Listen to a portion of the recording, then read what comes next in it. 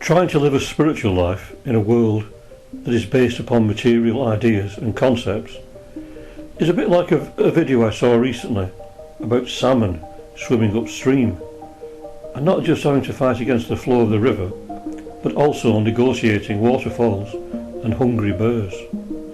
What gets them through is sheer determination. Not all of them make it, but it is not for lack of effort on their part.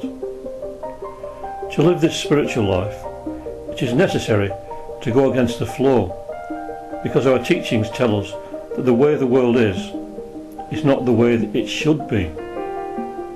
As a result of this, many aspirants give in and begin to live a false life, going along with the rules and regulations of society that are the exact opposite of what their inner self tells them to do.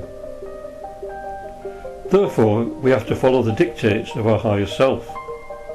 In The Key to Theosophy by H.P. Blavatsky, she states that the duty of a theosophist is, or anyone on the spiritual life for that matter, is to control and conquer through the higher, the lower self, to purify himself or herself inwardly and morally, to fear no one and naught save the tribunal of his own conscience, never to do a thing by halves, i.e., if he thinks it the right thing to do, let him do it openly and boldly, and if wrong, never touch it at all.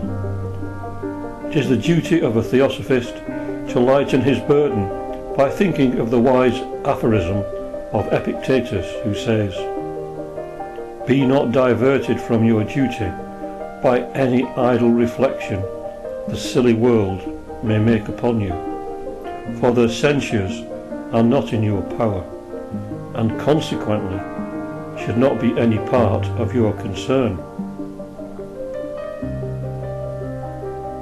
How many of us have read this many times, but not had the courage to put it into action?